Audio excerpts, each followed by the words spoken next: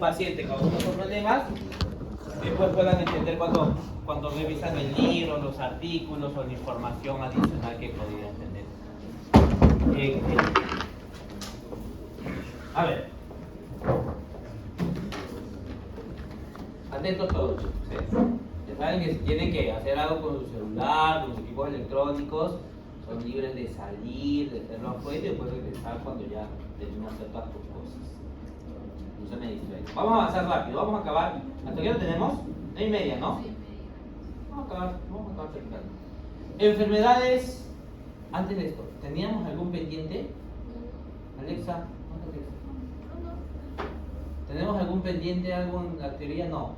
No les falta ninguna nota. Todos ya revisaron sus... ¿Qué te falta modificar? ¿Qué? Ah, ya, me vas a acordar al final. ¿Ya? ¿Alguien más tenía pendiente alguna evaluación, algo? ¿Nadie? Entonces solamente te falta tu nota de tu examen. ¿Ya dieron su examen de...? Ah, no, nadie está en práctica. Sus casos clínicos. Ya. Ya, pero el profesor todavía creo no sube tampoco las notas de sus cuestionarios, investigación. Ya, avísenle que yo también lo voy a usar por interno, pero avísenle también para que lo suban lo antes posible, para que tengan eso, para que sepan, ¿no? Que con esa nota solamente te faltaría tu caso clínico, que en teoría deberías sacar 20, y el examen, pues, o sea, sería la única nota que les falta. Chicos, así que atentos, por favor.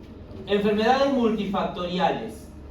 La idea de esta última sesión de clase es que ustedes puedan describir algunos factores hereditarios que confluyen con factores ambientales para poder generar algunos problemas congénitos o algunas alteraciones en los individuos. Chicos, entonces, para eso tenemos como ejemplo este caso. ¿Quién es? Ven acá. Es una persona gordita, ¿no es cierto? Y a las personas que tienen un cierto nivel de índice de masa corporal, ¿ustedes ya han visto índice de masa corporal en bioquímica? ¿Saben cómo sacar el índice de masa corporal? ¿Qué se divide? Peso sobre la altura, pero la altura elevada al cuadrado. Entonces te sale un valor, y este valor, si es más de 30, ¿no? Más de 30, 29, dependiendo de las referencias, te dice que estás en obesidad.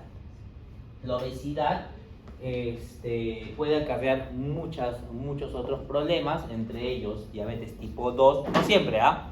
Una persona que tiene obesidad no siempre va a tener diabetes, no es así. Tampoco es cierto que si tú paras comiendo muchos dulces te va a dar diabetes. También eso es totalmente falso, chicos. Pero sí hay una cierta relación, ¿no? entre uno y el otro. Entonces, la obesidad, por ejemplo, es hoy en día considerada una enfermedad multifactorial. ¿Por qué es multifactorial? ¿Qué significa el término multifactorial? ¿Qué? ¿Qué cosas? Ok, factores ambientales, factores genéticos. Ambos factores confluyen en los individuos para que éste pueda tener una cierta característica. No solamente entonces la obesidad, por ejemplo, va a depender de un factor genético.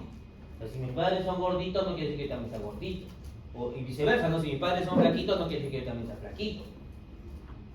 Si es que yo como mucho, no quiere decir que voy a engordar tampoco. Hay personas que comen un montón, ¿no? Y no engordan, qué envidia. Pero hay personas que comen un poquito y ya empiezan a subir de peso. Entonces, estos factores genéticos y factores ambientales, cuando confluyen en ciertas características, nos quiere dar a entender que es una herencia multifactorial. Chicos, que es lo que vamos a ver nosotros el día de hoy.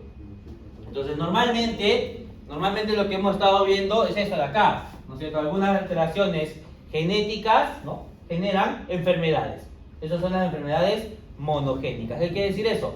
Que la enfermedad se desarrolla solamente por el factor genético. Si muta ese gen, te da la enfermedad. Es una enfermedad monogénica. Pero también hay alteraciones que se dan solamente por factores ambientales. Por ejemplo, la desnutrición. La desnutrición es solamente por factores ambientales. Si tú no comes, te desnutres. Es un factor ambiental. O por ejemplo, ¿cuál más podría ser? Otro más. Radiación, por ejemplo, si yo me expongo a rayos X, entonces me voy a enfermar. Pero eso depende netamente de quién, de un factor ambiental. En cambio, cuando estos dos factores confluyen, ¿no? Confluyen, se van a generar las llamadas enfermedades multifactoriales, o sea, enfermedades que van a tener una parte genética y una parte ambiental. Entonces, esas son las enfermedades que se van a llamar multifactoriales. También le llaman enfermedades complejas o enfermedades poligénicas. Es lo mismo, chicos, es lo mismo, cualquiera de los tres términos. Gracias a quién logramos entender un poco este tipo o dilucidar un poco este tipo de enfermedades. Gracias a Nilsson y gracias a Francis Galton. ¿Qué nos dijo Nilsson Hemp? Él nos dijo que los genotipos numerosos crean efectos aditivos. ¿Qué quiere decir eso? Si yo tengo un gen 1, por ejemplo, me puede dar una cierta sintomatología. Pero si tengo alterado un gen 1, un gen 2 y un gen 3, entonces estas características sintomatológicas que tengo van a verse aumentadas. Entonces, mientras más genes se alteran, las sintomatologías también aumentan. Eso nos dice Nilsson. ¿Y qué nos dice Francis? Francis nos dice que la interacción con el medio ambiente también puede generar un cambio en el fenotipo, y por lo general, no siempre, por lo general, ese cambio es continuo. ¿Qué quiere decir continuo? Acá vamos a ver eso. Entonces, la parte genética y la parte ambiental pueden influenciar nuestras características. Si es que estas características no tienen ningún problema, o sea, no te generan ninguna desventaja, ningún inconveniente, entonces simplemente decimos que es un rasgo. Pero si esta característica sí te genera algún inconveniente, algún perjuicio, alguna desventaja, entonces tenemos una enfermedad. Los rasgos y las enfermedades pueden ser productos de la herencia poligenética, la herencia multifactorial. Un ejemplo de rasgo, por ejemplo, que sea multifactorial, la talla. La talla, el tamaño de las personas. Las personas que son más bajas o que son más altas tienen algún perjuicio. Por ahí podría ser a nivel social, pues, ¿no? Por ejemplo, yo cuando era más joven, todavía sigo siendo joven, cuando era más joven, cuando estaba en la universidad, quise trabajar de mozo, ¿no? Porque no sabía hacer nada, pero podía servir platos. Entonces me fui a presentarme en un restaurante y no me aceptaron. Porque en ese restaurante todos los mozos medían menos de 1,80 m. Claro, en ese caso puede ser una desventaja, ¿no? Ser bajo. Pero en realidad, o sea, no te va a generar un perjuicio, pues no, el hecho de que seas más alto o más bajo no quiere decir que estés enfermo. ¿Eso qué sería? ¿Qué sería? Sería un bajo. En cambio, si es que esa característica te genera un perjuicio, por ejemplo, estenosis pilórica, ¿no? Las personas pueden tener estenosis pilórica, que es cuando no vas a digerir bien los alimentos por alteraciones a nivel del aparato digestivo. En este caso, sí te genera un perjuicio. La estenosis pilórica es una enfermedad multifactorial. Ok, entonces ¿esto qué sería? Sería una enfermedad propiamente dicha. Entonces, existen características gobernadas por la herencia multifactorial. Si esa característica no te genera perjuicio, rasgo, no te olvides, ¿ah? Pero si te genera perjuicio, es una enfermedad. Entonces, algo muy curioso de las enfermedades multifactoriales, que decimos que es lo mismo de complejo, es que no siguen los patrones de herencia convencionales que hemos estado viendo. O sea, querer hacer, por ejemplo, un dendrograma de similitud, un análisis de pedigrí en enfermedades complejas es muy complicado, es muy difícil. No es lo recomendable, porque no vas a poder hacer un análisis adecuado. Pero si fuesen enfermedades monogenéticas, o sea, enfermedades que solamente son influenciadas por el factor genético, pues no hay problema. Entonces, hemofilia, Duchenne, que son enfermedades que tienen solamente un factor genético, condroplasia, eso sí lo puedo manejar de esta manera. Pero si es que fuese enfermedad compleja, no. ¿Chicos? Para que lo tengan en cuenta. Entonces, ¿qué tenemos? ¿Qué enfermedades son consideradas o están dentro de este grupo de herencia multifactorial? Tenemos gran cantidad de ellas. La más conocida, ¿cuál es? Cáncer. El cáncer, siempre decimos, el cáncer es complejo. ¿Por qué? Porque tiene una parte genética y tiene una parte ambiental. Y la parte genética no es un solo gen, son varios genes. Y la parte ambiental no es solamente un factor ambiental, son varios factores ambientales los que te pueden generar esta enfermedad. Así como el cáncer, tenemos una gran cantidad, ¿no es cierto? Tenemos ahí. ¿Cuál de ellos te parece más curioso, por ejemplo? Que tú pensabas que no tenía nada que ver con estos factores ni genéticos ni ambientales. De toda la lista que tenemos. ¿Cuál te parece curioso? ¿Ninguno? Alzheimer. ¿No? El Alzheimer generalmente lo relacionamos a un factor genético, ¿no? Pero en verdad también tiene un factor ambiental. ¿Cuál más? El alcoholismo. El alcoholismo, ¿no? Sí se ha visto que hay algunos genes, ¿no? Hay algunos genes que predisponen a las personas a ser alcohólicas.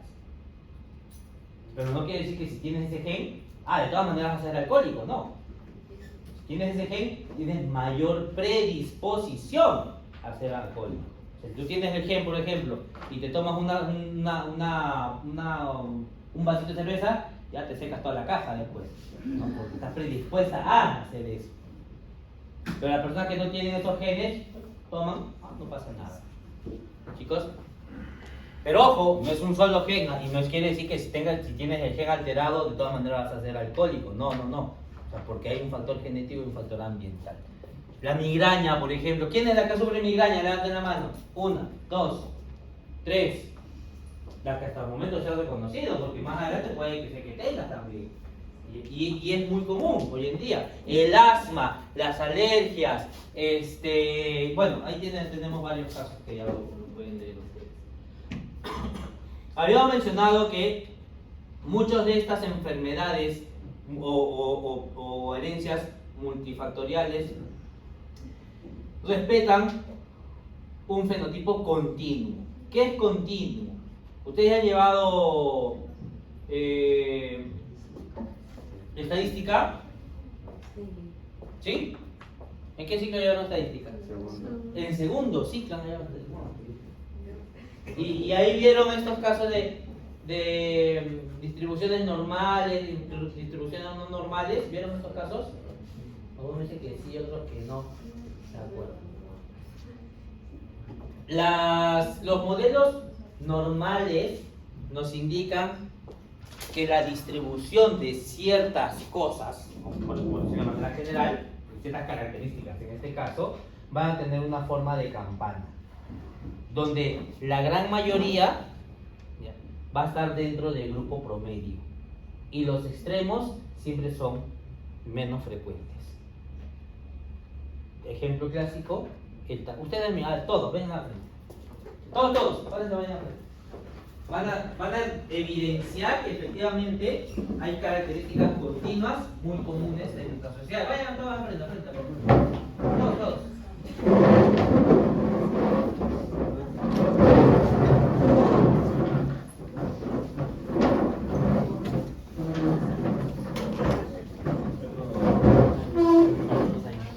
Y es un grupo aleatorio, no es que hayamos escogido quiénes van a estar aquí, quiénes sí, quiénes no. Acomódense por tamaño. Los más bajos acá a este extremo, los más altos a ese extremo.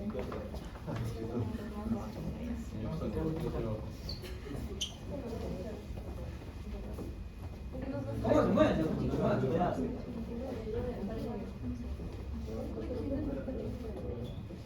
Los más altos allá, los más altos para allá. Los más bajos, no, de más bajo al más alto. Pero mira, se fue chicos, mira.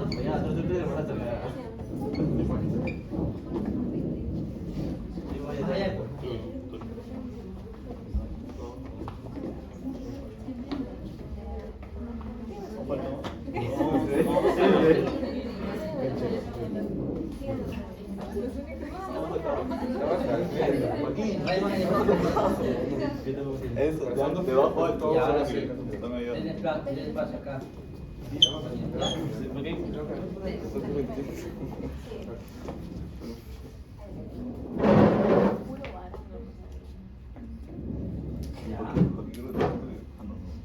Miren, la mayoría de las personas, ¿dónde están?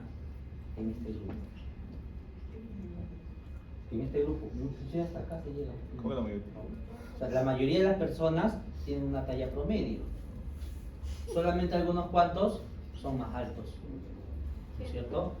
Y sí, los extremos, generalmente, en las características, los extremos generalmente son menos frecuentes. Se da, pero son menos frecuentes. En cambio, la mayoría del grupo de personas en este caso está en el centro, que vendrían a ser, vendrían a ser el extremo superior de la campana. Gran parte de las poblaciones respetan, o gran parte de las características respetan esta distribución normal, no solamente en talla, color de piel, ¿qué más? ¿Qué otros rasgos? Por ejemplo, si es que lo comparamos con peso, ¿no? En peso también, si nos distribuimos por peso, va a ser lo mismo, ¿no?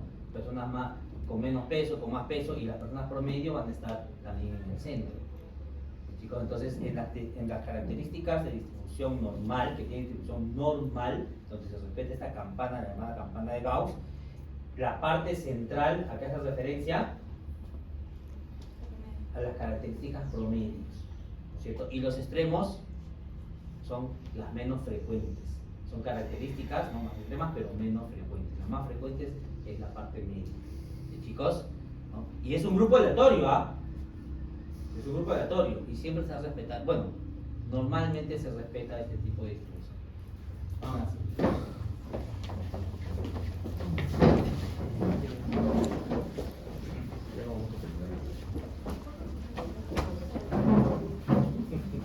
Vamos al extremo.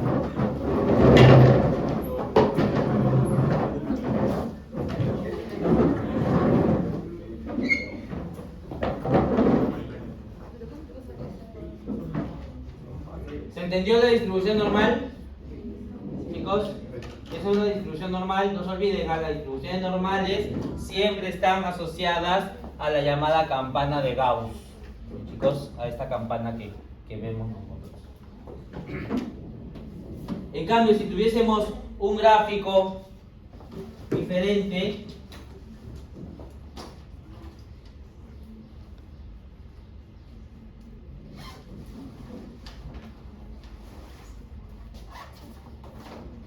si tuviésemos un gráfico diferente, por ejemplo de este tipo, así, ahí, esto es una distribución no normal.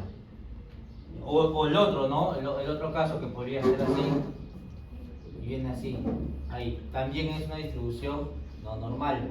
¿Sí, chicos?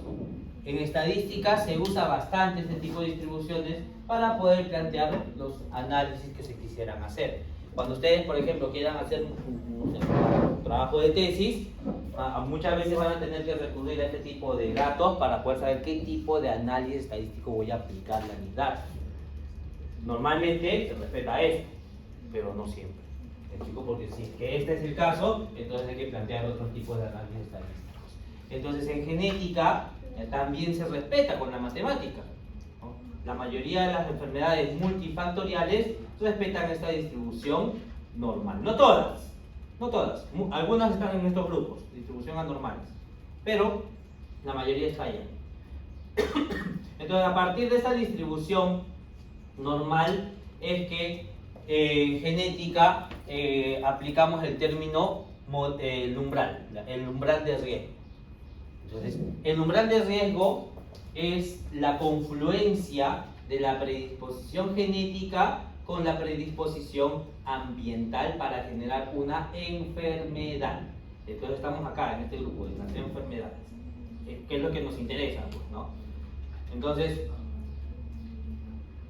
cuando tú juntas, ojo, no te olvides, la predisposición genética con la predisposición ambiental, la confluencia de ambos te van a generar un umbral de riesgo. ¿Y cómo se identifica eso? Pues dependiendo justamente de la cantidad de factores genéticos y ambientales que te puedan generar la enfermedad, uno se va a su distribución normal y dice, ok, este es mi punto de corte. A partir de este punto de corte, ¿no?, que sería mi umbral de riesgo, a partir de este punto de corte, todos los que están a la derecha son personas afectadas, es decir, enfermas. Pero los que están hacia la izquierda son personas que no se ven afectadas todavía, son personas sanas. ¿Cómo interpreto esto? Si es que el umbral está más a la derecha, ¿qué quiere decir? Que necesita mayor cantidad de factores ambientales y genéticos para desarrollar la enfermedad. Pero si el umbral está más hacia la izquierda, ¿qué quiere decir? Que necesitas menos cantidad de factores genéticos y menos cantidad de factores ambientales para generar la enfermedad. ¿Chicos? ¿Se entiende esa parte? O sea, en el grupo hacia la derecha, en los sanos, es más predisponente, es el grupo más predisponente a desarrollar la enfermedad con menos factores. No, o sea, los que están más... tú pones tu punto de corte, tu umbral. ¿Ya? A partir de ese umbral, todos los que están acá abajo, son sanos. Son sanos. Y todos los que están arriba son afectados. ¿Estamos? Pero ¿de qué depende que este umbral se mueva para la izquierda o para la derecha? O sea, que el umbral se mueva. ¿De qué depende que el umbral se mueva? Depende de la cantidad de factores ambientales y genéticos. Si es que hay mayor cantidad de factores ambientales y genéticos, el umbral se mueve más hacia la izquierda. El umbral. Entonces eso quiere decir que menos personas van a verse afectadas con la enfermedad. Pero si el umbral se mueve para la izquierda, para la derecha, es porque hay menor cantidad de factores genéticos ambientales para que se genere la enfermedad. ¿Qué quiere decir eso? Que van a haber mayor cantidad de personas afectadas. ¿Sí? O sea, el movimiento del umbral depende justamente de los factores de riesgo ambientales y genéticos. El movimiento. Pero una vez que tú planteas tu punto de corte, todo lo que está para la derecha, enfermos. Y todo lo que está para la izquierda, sanos. ¿Sí, chicos? Entonces esto es lo que estábamos viendo. ¿Ya? En este caso, en estenosis pilórica, tenemos dos umbrales. ¿De qué va a depender? ¿De qué va a depender? Del sexo. En varones, el umbral, mira, está acá, está más a la derecha. Y en las mujeres, el umbral está más a la izquierda. ¿Qué quiere decir eso? Que en el caso de los varones, para poder generar estenosis pilórica, necesitan menor cantidad de factores ambientales y genéticos para desarrollar la enfermedad. En cambio, en las mujercitas, necesitan mayor cantidad de factores genéticos y ambientales para desarrollar la enfermedad. ¿Quién es más susceptible? O mejor dicho, ¿quién tiene mayor riesgo de tener la enfermedad? ¿Varones o mujeres? Varones. Los varones. Porque al tener menor cantidad de factores de riesgo ambientales y genéticos, eso va a hacer que mayor cantidad de ellos puedan verse afectados. ¿Se entiende el ejemplo? Al frente, vamos al frente. No, solamente sus dos compañeros.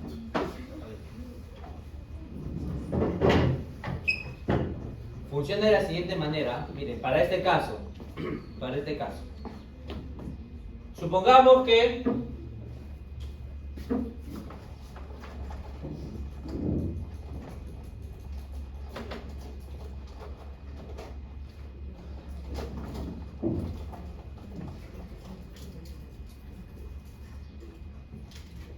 cada uno de mis lapiceros y plumones son factores genéticos y ambientales. Entonces, si yo le doy, ponte uno costado, si yo le doy un factor a cada uno, no pasa nada. Muta un gen en ambos, no pasa nada. Mutan dos genes en ambos, no pasa nada. Ahora, mutan tres genes. En ambos casos, mutaron tres genes. Como los varones tenemos menor cantidad de factores ambientales y genéticos para generar enfermedad, ¿qué quiere decir eso? Que con tres genes, para el ejemplo, él ya se enfermó. Pero ella, con tres genes alterados, todavía no se enfermó. Sigue sana. Le doy 4 genes alterados, él sigue enfermo. Porque él ya con 3 genes se enfermaba. Pero ella, no. con 4 genes alterados, sigue sana. Eso significa ese umbral de riesgo. Chicos, entonces, en este caso, para las mujeres necesitan mayor cantidad de factores para que se enfermen. Les doy un par más. Les doy un factor más a cada una. A cada uno. Recién ella se enferma. Pero ¿qué tuvo que pasar? Que se muten 5 genes. En cambio, él ya desde los 3 genes ya estaba alterado. Ya estaba con enfermedad. Chicos, ¿se entiende más o menos cómo funciona esto? Devuélvanlo. Ese es tu compañero. Los dos son de ellos.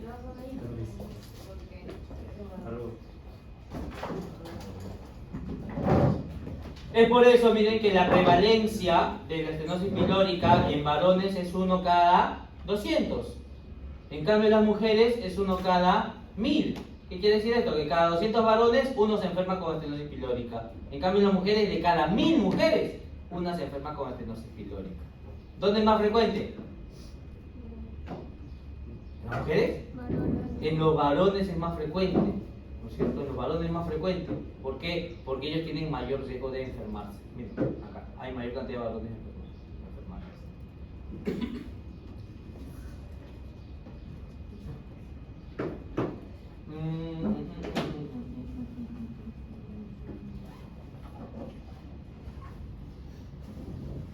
Y para calcular el riesgo de que se pueda generar esta enfermedad, el riesgo de recurrencia, tenemos que conocer algunos factores que pueden influenciar que presenten estos riesgos de recurrencia. Algunos de esos factores son las relaciones de parentesco, es decir, la consanguinidad, ¿no? El sexo, como hemos visto, ¿no? En varones y mujeres puede haberse diferencias. La edad también, hay muchas enfermedades que a medida que avanza tu edad eres más predispuesto a tener una enfermedad. Y bueno, los factores ambientales, pues, ¿no? Que ya estamos viendo. Dice, mira, el riesgo de recurrencia es más elevado si está afectado más de un miembro de la familia y disminuye con la lejanía familiar. Los parientes de un afectado pueden desarrollar la enfermedad con mayor probabilidad que la población normal. Los parientes de un afectado pueden desarrollar la enfermedad con mayor probabilidad de una población normal. ¿Qué significa? ¿Dónde lo vemos acá? Acá, con esto lo vamos a entender.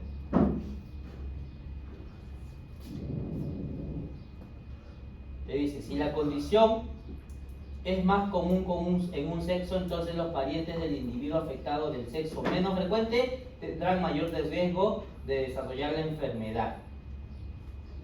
¿Qué significa? Creo que con ejemplo va a salir mejor. De nuevo, los dos adelante. De nuevo.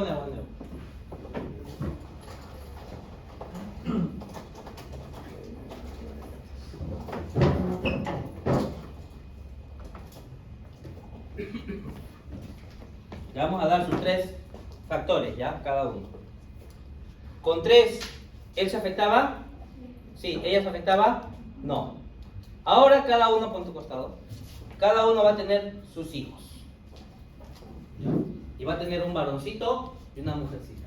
Pero en este caso, ¿qué te dice? A ver, si la condición más común es eso de afectado del sexo menos frecuente. Ya, el sexo afectado menos frecuente tendrá mayor riesgo de desarrollar la enfermedad en la descendencia. ¿Quién es el menos frecuente en este caso, varón o mujer? Mujer. ¿Quién es menos frecuente para generar la enfermedad? Mujer. La mujer. Ella no está afectada, tiene 3 genes mutados, pero no está afectada. Entonces es la menos frecuente, pero va a tener su descendencia. Y en su descendencia tiene... Ayúdame, por favor.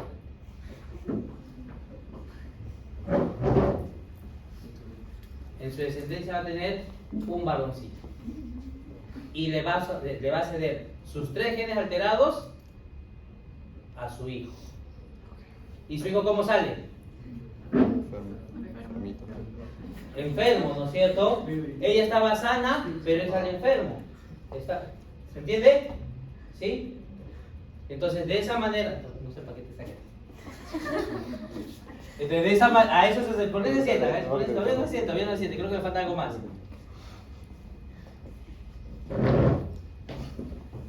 Ah, no, si ya se va a regresar que Pepe. Pero él, que está afectado, ¿no? Él que está afectado, tiene su hija. ¿Quién quiere su hija? Nadie. Acá, señorita. Él va a tener su hija y le va a donar sus genes, ¿no es cierto? Sus factores. Él estaba enfermo, pero al tener una hija, ella, ¿cómo sale? Sana, porque 3 factores todavía no son suficientes para que ella se afecte. Entonces, claro, en la primera línea, esta diferencia de los menos y los más afectados, en la segunda descendencia puede cambiar dependiendo de los hijos que tengan, si son masculinos o femeninos. ¿Se entiende un poco el proceso? Eso es lo que te quiere decir esa primera premisa, ya para que se entienda un poco mejor. Ahora sí, podemos sentarnos. Mi plumón, no sé qué.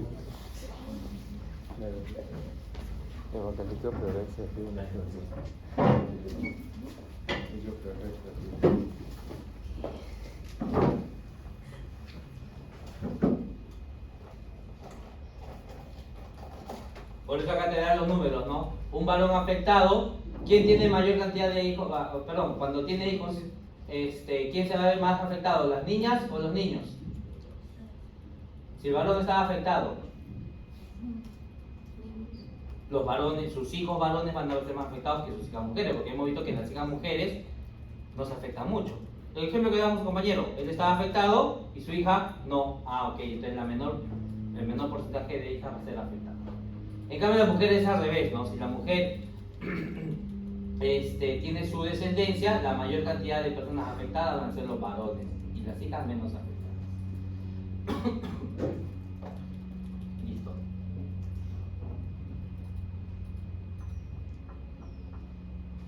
¿Y cómo es que podemos estudiar estos patrones de herencia multifactorial? O sea, los patrones o las herencias monogénicas, muy fácilmente con los análisis de pedigrí podemos ir analizando cómo va ello. En cambio, estas enfermedades multifactoriales, un análisis de pedigrí decíamos que ya no es suficiente. Las metodologías para poder analizar, profundizar o conocer este tipo de enfermedades es a través de las siguientes técnicas. 1. Utilizar gemelos. Pero ojo, no es que vas a enfermar al gemelo, no, o sea, analizas familias que tienen gemelos para a partir de eso se puedan pronosticar otro tipo de casos. Pero es un método, ¿no?, de ese estudio, el estudio de gemelos. Otro, ¿cuál es? Estudio del ligamento. Ya no se usa mucho, chicos, ahorita vamos a decir por qué, pero bueno, podría funcionar. Otro, estudios de asociación, también son ideales para este tipo de poblaciones. Estudio del genoma, también son ideales para este tipo de poblaciones. Entonces, ¿cuántos tipos de metodologías existen para poder estudiar las enfermedades multifactoriales? 4. Gemelos, ligamento, asociación y estudio del genoma. Son 4 tipos. ¿Sí, chicos? De los 4, del ligamento no se usa mucho. Acá vamos a ver esto. Entonces, en el caso del estudio de gemelos, ¿no?, para los gemelos, ¿dónde están? Tenemos que tener en cuenta qué tipo de gemelos son. Si son monocigóticos o disigóticos. ¿Cuáles son igualitos? Los monocigóticos, ellos son igualitos. En cambio, los disigóticos, ellos son diferentes, pueden ser varón y mujer. Son los llamados mellizos, ¿no es cierto? Son los mellizos. Entonces, cuando se hace el análisis, ¿ya?, lo que en realidad necesitamos son los gemelos monocigóticos, los que son idénticos. ¿Por qué? Porque ellos van a compartir los mismos genes. Si yo tengo 2 personas, ¿nadie tiene gemelos? ¿Tú tienes tu gemela? ¿Y tu gemela qué estudia? Derecho. ¿Quién es la gemela mala? Ella, usted es la gemela buena. Entonces los gemelos, por ejemplo, tienen los mismos genes, por eso son igualitos. Bueno, en principio son igualitos. Entonces, ¿qué pasa? Genéticamente son iguales. Acá nomás con el ejemplo de su compañera. ¿Cuál es tu nombre? Alejandra. Supongamos que Alejandra la mandamos a hacer una dieta rica en proteínas. Y a su hermana, ¿cómo se llama tu hermana Alejandra? Luciana, la mandamos a hacer la misma dieta rica en proteínas. No, perdón. La mandamos a hacer una dieta rica en carbohidratos. Entonces, teniendo los mismos genes, podemos ver cómo un factor ambiental puede influenciar. Porque no es lo mismo agarrar a Alejandra y hacerle comer por medio año una dieta rica en proteínas y otro medio año una dieta rica en carbohidratos. Es la misma persona, los datos no van a funcionar. A nivel de los análisis estadísticos, eso no nos ayuda. Pero si yo tengo dos personas igualitas, con los mismos genes, y las someto en condiciones ambientales diferentes, puedo ver cómo estos factores ambientales influyen en el factor genético. Es por eso que las personas que son gemelos monocigóticos son bastante buscados en este tipo de estudios para poder ver algunas diferencias y cómo influye el factor ambiental en los genes. ¿Chicos? ¿Y por qué no usamos los gemelos disigóticos? Porque los gemelos disigóticos se comportan como hermanos normales, pues, ¿no? ¿Quiénes de ustedes tienen hermanos? Levanten la mano. Casi todos. Tu hermano es como un gemelo disigótico.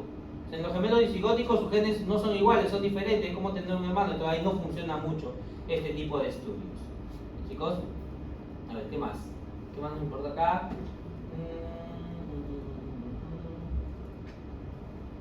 Ya, eso. Ligamento. Los estudios del ligamento, les decía que no son muy utilizados porque este tipo de estudios antes se hacía para poder ver cuáles son los genes que están relacionados. Y para poder saber eso, hacíamos un mapa, ¿no? Un mapa o un heredograma, un pedigrí, para poder saber, oye, esta persona tiene tal gen, ¿no? Este gen se repite después con este otro gen en esta otra persona. Y entonces significa que estos dos genes, por ejemplo, el celeste y el rojito, ellos están más cercanos. Entonces en el cromosoma, estos dos genes están cercanos. Y de esa manera uno puede ir mapeando o puede ir posicionando los genes en un cromosoma. Antes se usaba. Hoy en día ya no se usa porque tenemos herramientas moleculares, secuenciación de genes que nos ayuden a saber cuáles son los genes o cómo están posicionados los genes en nuestro genoma, en nuestro cromosoma. Entonces esto ya es un poco desfasado, pero se utilizaba, ¿no? Con este tipo de estudios. Eso sí, estudios de asociación. ¿Ya?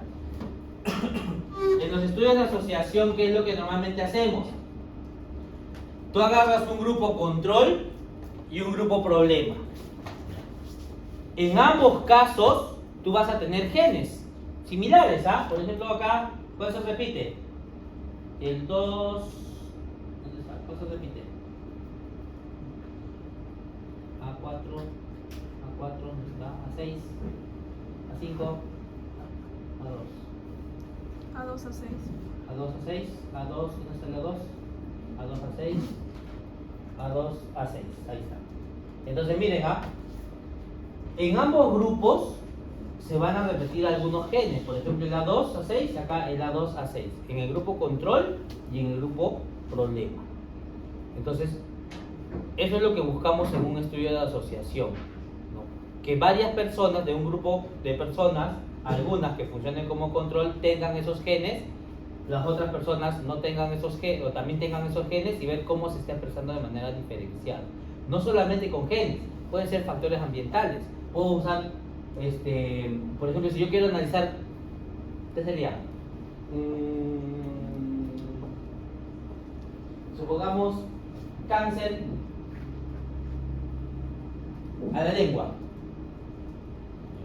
Y quiero saber si es que ¿cómo se llama? Vapeo. ¿Cómo se llama? ¿Vape? ¿El vape? Quiero saber si el vape influye para generar cáncer a la lengua. Entonces, ¿qué hago? Agarro a dos poblaciones, agarro un grupo de jóvenes, por ejemplo, ustedes, ¿cuántos son? 20, ¿no? Pongamos que son 20. Agarro 20 jóvenes. ¿De acá quiénes usan vape? No me que ninguno. ¿Nadie? Ahí, 1. ¿Usas o no usas? Ya, ¿quiénes usan o han usado en así sea una vez? Ayúdenme para el ejemplo, pues chicos. A ver, levanten la mano. 1, 2, 3, 4, 5, 6. 6, ¿también? 7, ya. 7. Supongamos que 8, ya 8. Entonces, miren, estos 8, ¿qué serían? Sería mi grupo problema o mi grupo control. Sería mi grupo problema. ¿No? Serían mis casos. Y los otros, ¿quiénes serían los otros 12? Serían mis controles. Control. ¿Por qué? ¿Por qué control? Porque nunca han sido expuestos ante estos componentes del B. Sería mi grupo control. Después, ¿qué hago? Oye, de mi grupo control voy a ver quiénes desarrollan cáncer, sí cáncer, y quiénes no desarrollan cáncer. Y del grupo problema también voy a ver quiénes desarrollan cáncer y quiénes no desarrollan cáncer. ¿Por qué? Porque el hecho de que tú fumes o que tú uses el vape, no quiere decir que sí o sí te va a dar cáncer. Algunas de estas personas no van a generar nunca el cáncer. Y del grupo control, de los que no vapean, por ejemplo, no quiere decir, yo no vapeo, entonces nunca me va a dar cáncer. No, sí te puede dar cáncer a la lengua, con baja probabilidad, pero te puede dar. Y otro grupo no tendrá cáncer. Entonces la característica del cáncer puede darse en cualquiera de los grupos, en el control o en el problema.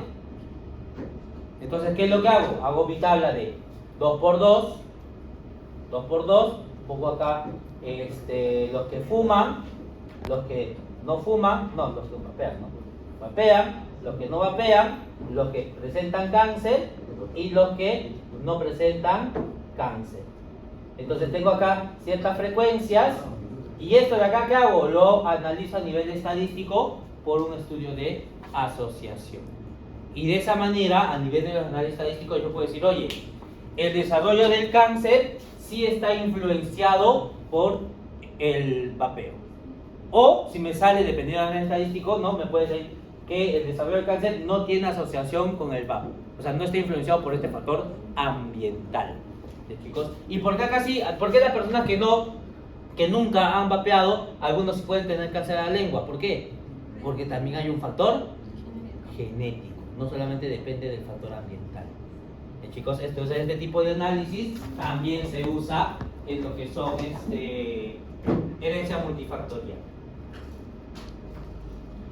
Los estudios globales del genoma, acá sí ya son más complejos, son similares a los estudios de asociación, solamente que no usamos un solo gen, un solo marcador genético, un solo marcador ambiental. No, usamos todo el factor, todo el genoma.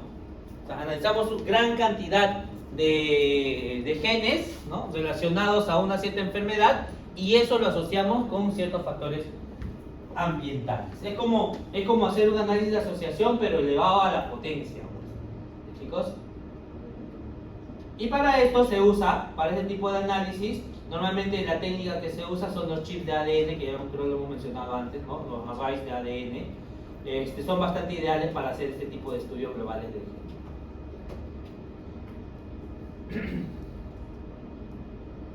Y para terminar, hemos mencionado también que estas enfermedades multifactoriales van a depender un poco del sexo, ¿no es cierto?, de la edad, y también pueden evidenciarse dependiendo de ciertas regiones, de ciertos grupos poblacionales. Por ejemplo, en malformaciones congénitas, ¿cuál es la enfermedad que está? ¿Cómo ponemos acá? Sí, ¿cuál es la enfermedad